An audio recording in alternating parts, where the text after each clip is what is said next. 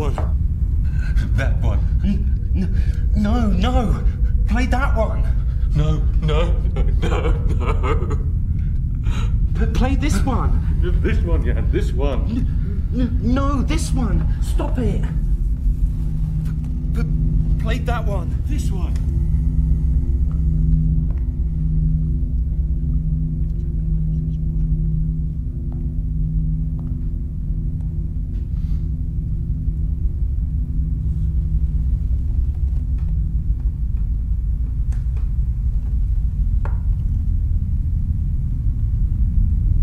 Checkmate.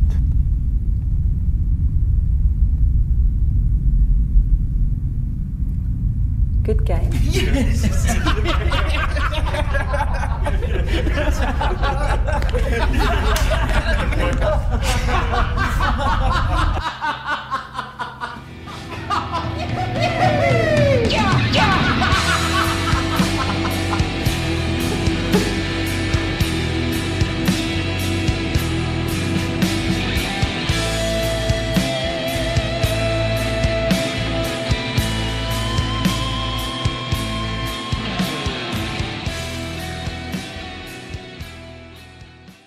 Okay, my friends, I warmly welcome you to this chess video, and I apologise for not having made video for some time. I've been trying to concentrate on playing blitz chess, and well, between you and I, I've been getting beating after beating after beating, and well, the learning process was rather painful. We'll just leave it at that. I'd like to talk about piece coordination with you just for some time. And while I do this, have a think about this position before you. It's taken from another Capablanca game. Again against Emmanuel Lasker, Capablanca with the white pieces. And think about what move you would play as white.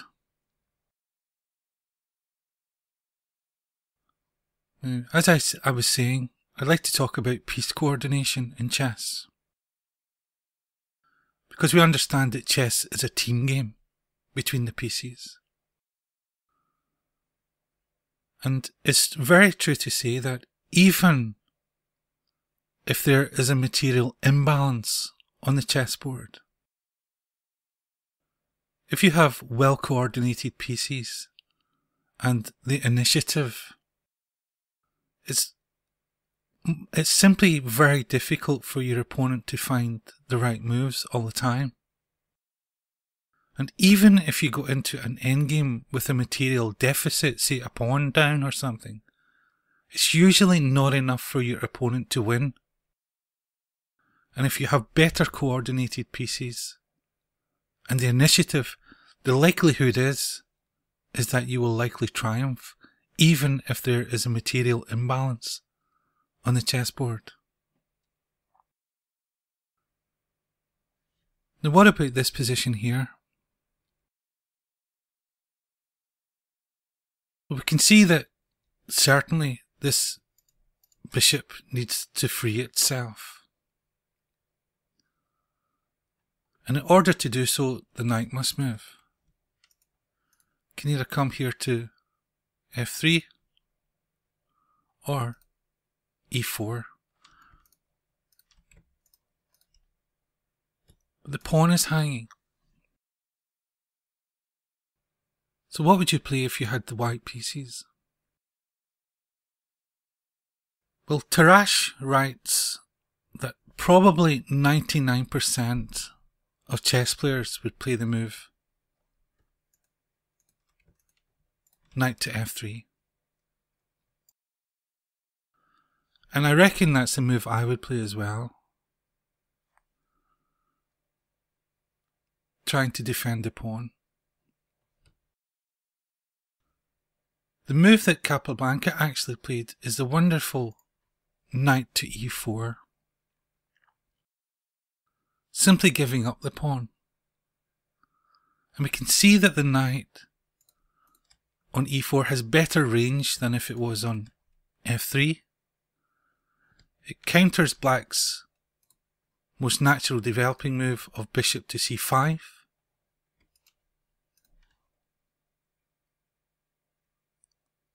And if black actually takes the pawn, it deprives him of an important developing move, because you can see that his position is still undeveloped.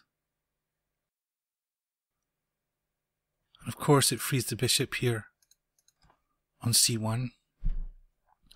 So a wonderful move by Capablanca, because he realised that having better coordinated pieces and the initiative was more important than even a material imbalance. Lasker took the pawn on e5.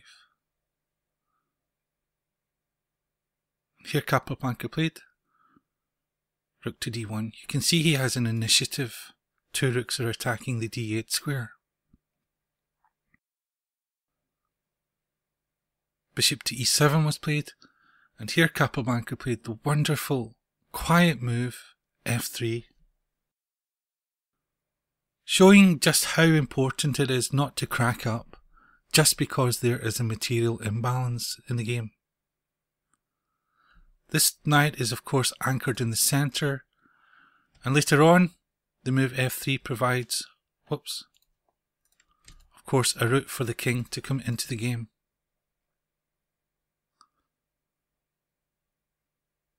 If we can just take that back, and of course it prepares the move. Bishop to f4. The bishop will come to f4, gaining a beautiful diagonal. Rook to f5 was played, preventing this. And rook to c8.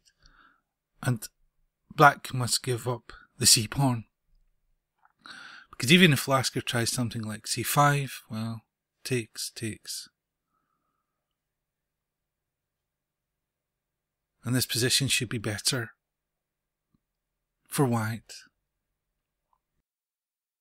So an excellent example of having better and well coordinated pieces in the initiative, triumphing over even a material imbalance. And what I'd like to do now is share an amateur game with you, which highlights the importance of having well coordinated pieces. Okay, the game is taken from a website called expertchessstrategies.com, and I would really recommend that site if you're like me, a beginner or intermediate improving player. It has some wonderful chess advice on it. Anyway, we have e4, e5, knight f3, knight c6, bishop b5, a Roy Lopez, bishop c5 I think is called the classical defense, c3, and queen to f6. Essentially preventing the move d4. And white is therefore forced to take up a kind of Steinitz close position with d3.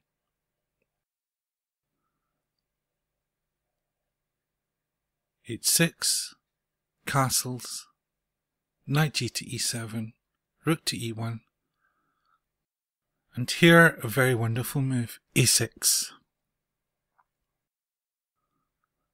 What is the strategic value of this move, a6? Essentially it provides some lift for this bishop, where it can come to a7. Now this is strategically important because this bishop here on c1,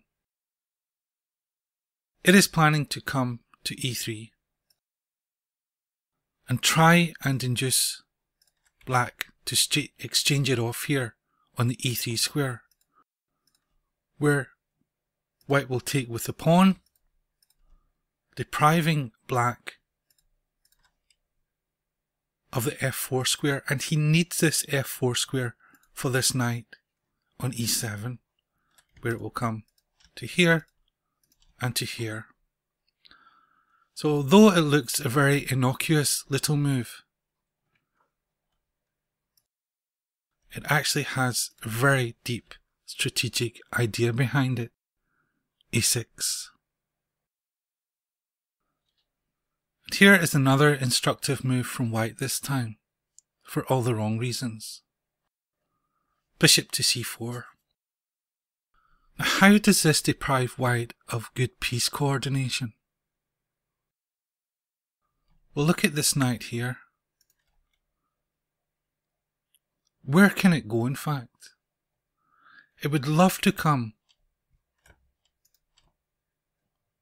to d2 and then to c4, but it's now deprived of this because the bishop is on its square on c4.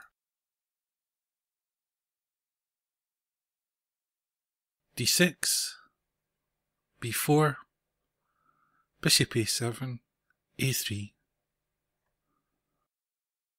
castles, bishop to b3. The knight we know of course is heading for the beautiful f4 square, bishop to e3. And here is the moment that we talked about earlier with the move a6. Should we trade bishops on e3? Of course, absolutely not. We don't want white recapturing with a pawn and depriving us of the f4 square that we need for our knight on g6.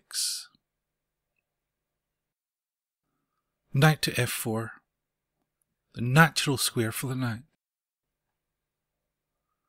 d4, bishop to g4, pinning the knight, bishop takes, and queen to d2. And again ask yourself how this affects the coordination of white's pieces. This knight here must be cracking up. It has no squares to go to because, well, first of all, the bishop took up its square when it was on c4, and now the queen has taken up its square, and it's essentially entombed by its own pieces.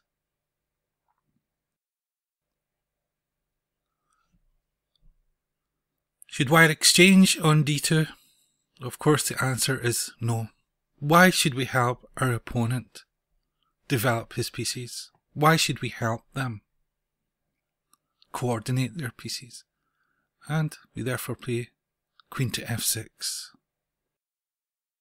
And the move leaves the coordination of the white pieces absolutely disturbed. Not only is white undeveloped, this knight on b1, as we have said, has absolutely no squares. Takes, knight to d4. Trying to curtail the activity of this beautiful bishop here on a7. What did we do if someone tries to block the diagonal of one of our bishops? Well, we try to unblock that diagonal. And we find the move c5. Takes. Knight is forced back. And c4. Really highlighting the lack of coordination of the white pieces.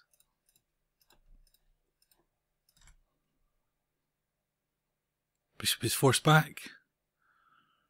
Rook to d8. Knight to e4.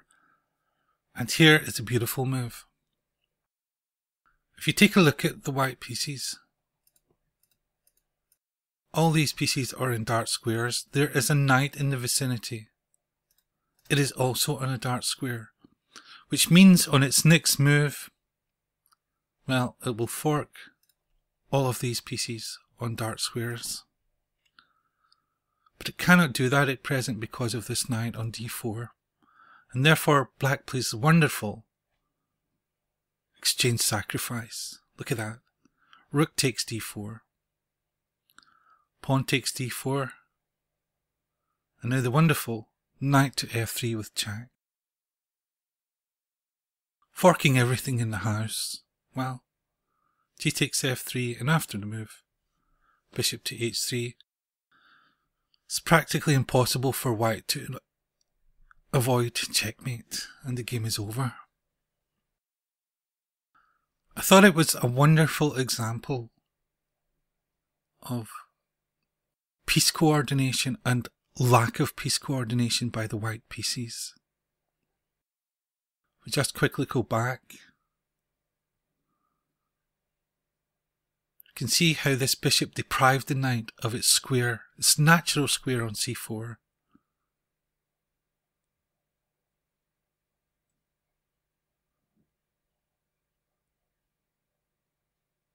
And after, you can see how the queen also deprived the knight of its natural square coming to d2. And white eventually paid the price for lack of piece coordination. His position is so cramped. And this beautiful play by black, which exploited this lack of coordination. So try and remember these things, my friends. Even if there is a material deficit on the chessboard and an imbalance, well coordinated pieces in the initiative will triumph almost every time. So thank you very much, my friends, for taking the time. I sincerely wish you well with your own chess. Take care and goodbye.